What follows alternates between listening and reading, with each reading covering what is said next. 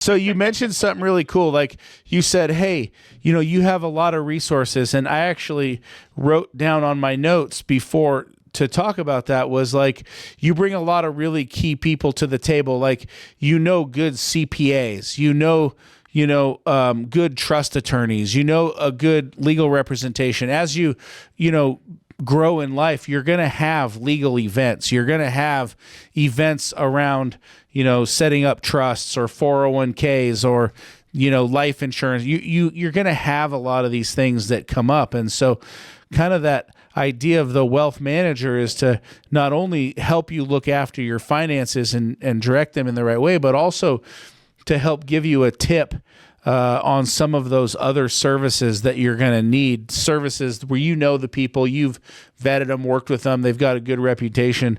Talk to us a little bit about how that works or how you help fill those gaps with the needs, of entrepreneurs or business owners or whomever. Yeah, so our goal is to be not necessarily a one-stop shop, but let's say a client has a need and they call us up. We want to be that person that they call up so that we can help them and say, oh, that's a legal matter. Oh, we have, an attorney for that specific type of legal advice you may or may not need. We don't get compensated by the attorney. We just know that the client will be well taken care of. And so we want to be that person that can say, oh, hey, here's the people you need to talk to. It's your decision on if you want to work with them or not, but we have a lot of mutual clients with them, and we know you'll be well taken care of. We know when to tell people, hey, that's not our area of expertise, but here are some people that we see as experts in that field. And again, that's just as important as having, because the investments are the investments, right? Right. The investments can be run by a computer. That's not where financial advisors, in my opinion, add value, right? Where financial advisors add value is a computer can't tell you the pitfalls. Okay. I can help lead you in the right direction so that you don't make the same mistake that I've seen somebody else make before. A computer will only tell you what you ask it. Right. Right. And you're a lot of times not going to know the questions to ask.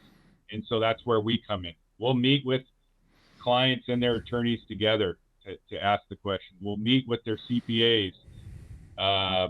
We'll meet with all their experts if they would like us to. So. Yeah, that's awesome. That's a really good connection.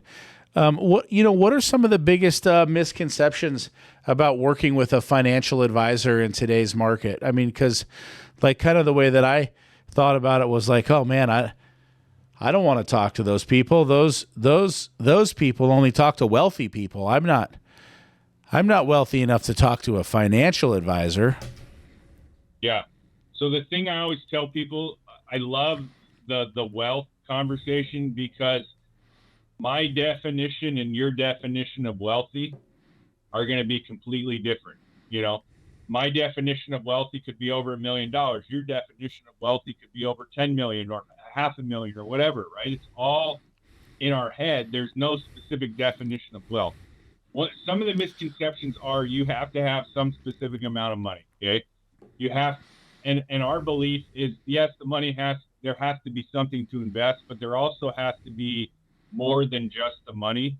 I don't want a client that I just manage their money. I want a client that I feel I can help. And helping is a whole heck of a lot more than just the money, right? Yeah. And so that's a huge misconception that people think there's advisors out there that'll help every asset level, right? You have to start somewhere, and it doesn't make one better than the other. It just means that at that point in your life, here's an advisor that can help you at that point in your life. That's a huge misconception, is that people don't need an advisor. And in my opinion, everyone at some point could use it because again, unless you're in the industry, you don't have the knowledge behind it to help prevent some of the mistakes. And it always looks a lot easier looking in the rearview mirror than when you're actually living through it and doing it. Okay. If I knew an investment was going to return 20% after it had already happened, of course I would throw all my money into it, right? Because I already know the end result. But the reality is you don't.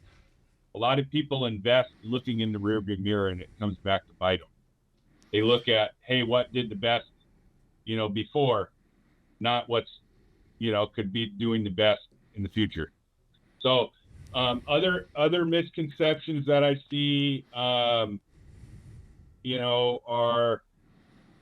it's all just about the money, right? A lot of people think that it's financial advice is strictly here's how your investment should be made. And again, if that's the case, I don't think you're looking at a stockbroker. You're not looking for a wealth advisor, okay? Because a wealth advisor does a whole heck of a lot more, in my opinion. And again, you can get that advice basically for free, if you're just looking for stocks nowadays. Yeah, that's great. That's great information. I think that it's that's really, really true.